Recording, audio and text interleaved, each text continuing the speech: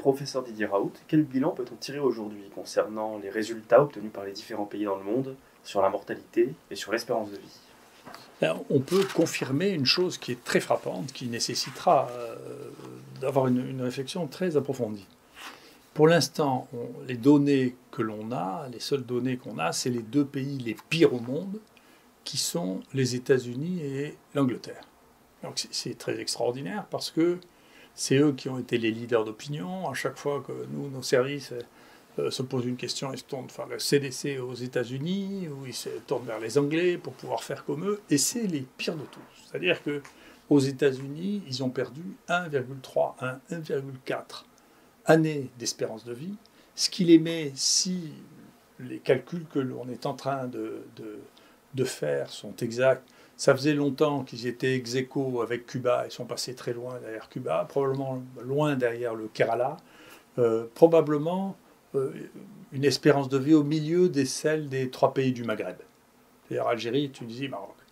Donc quand même, il va bien falloir que les gens réfléchissent aux mythes qu'ils ont entretenus de l'Amérique qui correspondait à il y a 20 ans. C'est plus comme ça maintenant. C'est pas comme ça, on soigne pas bien les gens. Pareil en Angleterre, on sait qu'il y a au moins 1 an de perte d'espérance de vie, et on voit qu'il s'est passé quelque chose, vous voyez qu'on ne peut pas toujours se plaindre, par rapport à la France, c'est qu'il y a une mortalité de 45 à 64 ans en Angleterre que l'on n'a pas vue en France. Ils ont mal soigné les gens. Et ils ont mal soigné les gens, et ça se traduit, ça en particulier, parce qu'au début de la maladie, aussi bien aux États-Unis qu'en Angleterre et partiellement en France, l'obsession n'était pas de soigner les gens, mais de faire des essais thérapeutiques. Et en Angleterre, on voit les chiffres de mortalité en hospitalisation qui sont passés au début de l'épidémie de 58% à maintenant 23%, ce qui est à peu près normal. D'accord ? Comme nous, au début, dans certaines villes que je nommerai pas, il y avait une mortalité hospitalière absolument étonnante. Et de la même manière, à New York, qui était la première grande ville frappée, la mortalité hospitalière a été diminuée par 2. Et il y a clairement une investigatrice qui explique dans un journal scientifique de vulgarisation, au début, nous étions obsédés par le fait de faire rentrer les patients dans des protocoles d'essais thérapeutiques. Et puis ensuite, on a abandonné cette idée et on s'est mis à soigner, juste soigner les gens.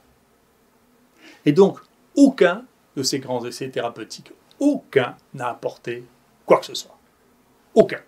Ça inclut des milliers de personnes. On a pu voir effectivement la dégradation de la médecine aux États-Unis et en Angleterre en voyant des publications, des protocoles publiés dans lesquels il n'y avait même pas de test diagnostique, voire dans l'étude anglaise menée par les Anglais, dans Recovery, l'inclusion de malades qui avaient des tests négatifs, c'est-à-dire qui n'avaient pas la maladie, qui ont été inclus, qui ont été traités, qui ont été publiés.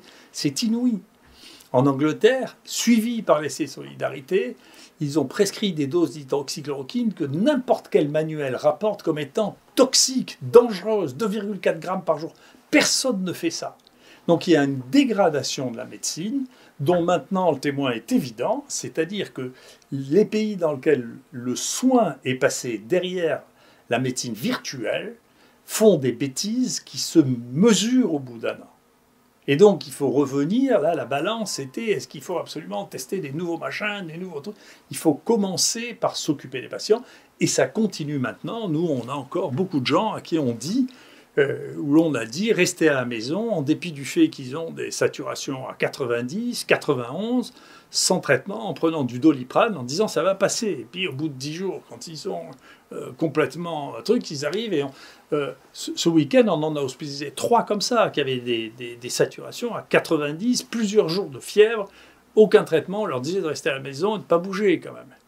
Donc c'est la médecine à laquelle il faut revenir, c'est absolument essentiel. Et les pays qui ont le plus abandonné la médecine sont les pays dans lesquels on voit la plus grande mortalité, y compris, encore une fois, dans les essais thérapeutiques.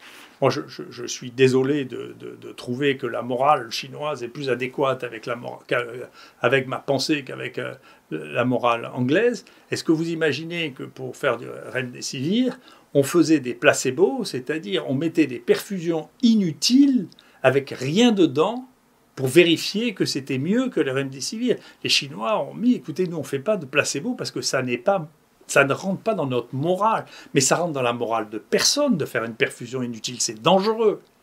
Donc il faut revenir à la médecine, d'accord ? Les essais thérapeutiques, c'est bien quand on est dans une impasse thérapeutique, mais avant d'être dans une impasse thérapeutique dans cette maladie, il y a une quantité de choses à faire. Il faut les oxygéner, il faut les anticoaguler, il faut les suivre, et puis ensuite que les uns et les autres, et ensuite il faut ouvrir les portes aux médicaments qui sont anodins et qui montrent une certaine efficacité. En France, il y a des gens qui ont montré que les antidépresseurs avaient un effet efficace. Il faut commencer un travail. L'ivermectine, qui est le traitement le plus anodin du monde, il y a au moins 4 études qui ont montré que c'était efficace sur les formes graves. Il faut le tester. C'est des choses qui sont anodines. Alors bien sûr, elles rapportent d'argent à personne. Bien sûr, personne ne va payer pour pouvoir faire ces études. Mais il n'empêche que c'est des médicaments qui sont maniables, pour lesquels qu'on peut utiliser. Et donc, il faut arrêter de mettre une barrière absolument étanche sur l'utilisation de médicaments qui sont utilisés depuis des décennies sans le moindre trouble pour pouvoir les utiliser dans cette pathologie quand il y a des évidences que ces médicaments marchent. Donc je pense qu'il faut revenir à la médecine, arrêter de croire qu'on va avoir des baguettes magiques pour pouvoir traiter une maladie telle qu'elle est maintenant. Donc je pense qu'il y a vraiment un tournant, c'est que maintenant on voit bien que ceux qui ont fait le plus mal de tout, c'est ceux qui donnent le plus de leçons, d'accord ? Et que donc il faudra bien changer notre esprit, parce qu'il faudra bien revenir à s'occuper du soin, de soigner les gens, plutôt que d'imaginer qu'on va faire des nouveaux essais et de nouvelles choses à inventer pour pouvoir sauver les gens. Voilà. Donc ça, c'est une première chose dont je crois qu'elle est très importante. Est-ce qu'on connaît mieux, est-ce qu'on imagine des mécanismes de transmission qui jusqu'ici seraient passés inaperçus ? Alors, en tout cas, ce qu'on voit, c'est ce que j'avais commencé à montrer, c'est que les mesures qui ont été prises en France n'ont pas du tout été inutiles. Alors c'est une bonne nouvelle. Donc, moi, il n'y a que les faits qui m'intéressent. Je ne porte pas de jugement. Les faits m'intéressent. Et ce que l'on voit, ce que j'avais déjà montré, c'est que pratiquement toutes les grandes épidémies que nous voyons, et donc c'est pareil, là, j'avais quelqu'un hier qui était aux urgences de pédiatrie ici, eh bien, cette année, il n'y a pas de gastroentérite, cette année, il n'y a pas d'infection respiratoire chez les enfants, et donc il s'est passé quelque chose. C'est-à-dire que les mesures qui ont été prises, je veux passer le match, je pense que c'est plutôt l'habitude que les gens prennent maintenant de se laver les mains, de se passer les mains à l'alcool, ont fait s'effondrer, vraiment, de manière caricaturale, les infections virales transmissibles qui donnent des infections respiratoires ou qui donnent des gastroentérites. Il y a 3 exceptions qui sont intéressantes. Je reviendrai sur le Covid-19. 1, les rhinovirus, dont je pense depuis longtemps que si les choses se passent bien, parce que les coronavirus se passent comme ça, le Covid-19 terminera comme le rhinovirus, c'est ce que j'espère en tout cas. Je ne le prédis pas, mais je l'espère. Les rhinovirus se comportent comme ça. Il y a un fond permanent avec des petites poussées, sans qu'on sache très bien pourquoi. Et lui n'est pas altéré par les mesures qui ont été prises. Il continue à se transmettre. Il y a un mystère pour moi, je n'ai pas d'explication pour l'instant, qui est celui des para-influenzae 3, qui a une courbe qui ne ressemble pas du tout aux courbes habituelles et qui est beaucoup plus fréquente que les autres années. Et puis les autres coronavirus circulants qui co-circulent. Et puis, surtout, ce qu'on voit là-dessus, c'est que ces mesures n'ont pas d'efficacité significative sur le Covid-19, qui continue de plus belle. Alors ça, c'est les nôtres. Ça, c'est en France. On voit donc toutes les mesures que vous pourrez voir ont été prises par le gouvernement pour tenter d'endiguer les choses. Et on voit, on ne peut pas dire qu'on ait un contrôle actuel. On peut espérer qu'avec le vaccin ou l'augmentation générale de l'immunité de la population, les choses vont diminuer et puis finir par prendre l'allure qu'elles ont pour les rhinovirus ou les autres coronavirus. Mais il n'y a rien, comme le dit Ioannidis, je vous conseille de le regarder, c'est le meilleur au monde, et on a fait les sous-titres en français pour que tout le monde puisse les lire. Il n'y a pas de mesure miracle qui ait permis d'arrêter le cycle de ça. C'est des virus en plus variants, nouveaux, qui n'arrêtent pas d'évoluer. On a encore, nous, des variants. Là aussi, hein, les Anglais ont eu un retard considérable. Nous, on a eu du retard enfin la France en général, pas nous, mais a eu un retard sur les Anglais, sur les variants, parce que le variant qu'on appelle le variant anglais, en réalité, il est apparu en Autriche en avril. Et personne ne le regardait parce que on fait plus de science. Tout le monde fait de l'émotion et des jeux vidéo en disant ah il y a un virus, et plutôt que de regarder ce que fait ce virus tout le temps, comment on évolue, quelles sont les données nouvelles. Eh bien, on disait, et parce que tout le monde était persuadé qu'il y avait quelque chose comme un rebond, pas eu de rebond d'ailleurs, hein, c'était une variante différente à chaque fois. On s'est mis ça dans la tête, plutôt que de regarder ce qui se passait. Elle dit, mais non, on vous l'avait bien dit, on ne sait pas d'où c'était sorti, cette histoire de rebond. Donc c'est quelque chose qui est étonnant. Mais là, du coup, on a regardé qu'est-ce qui pourrait être une nouvelle cause de transmission. Et à l'occasion d'une petite investigation qu'on a fait, d'un coup, les gens nous ont dit, vous savez, samedi soir, on est tous allés ensemble et on est allés fumer à chicha. Et alors, moi, je m'excuse, hein, j'ai l'âge que j'ai, donc j'ai bien vu la chicha quand j'étais plus jeune dans les pays du Sud, mais je n'avais pas réalisé l'ampleur qu'a pris la consommation de chicha dans nos pays européens et aux États-Unis, où c'est devenu énorme. Je crois qu'en France, au moins la moitié des jeunes ont fumé au moins une fois la chicha. Et donc ce truc est dégueulasse, c'est-à-dire que si on l'a que pour soi-même, on l'a que pour soi-même, mais si on se passe ce truc dans lequel il y a de la salive, y compris si on change l'embout, c'est un modèle expérimental extraordinaire pour transmettre une maladie respiratoire. Donc est-ce que c'est ce phénomène ? Je ne sais pas. En tout cas, ce qu'on voit, c'est que le départ de l'épidémie en juillet a été plus particulièrement chez les jeunes, alors qu'avant et après, ça a été chez les sujets plus âgés. Donc on voit que c'est cette tranche d'âge, les 25-45 ans, dans laquelle il y a eu une explosion du nombre de cas. Et donc il y a eu un facteur de risque qui est particulier à cet âge-là, et qui est un facteur de risque que l'on ne trouve pas dans les autres infections respiratoires, qui est nouveau.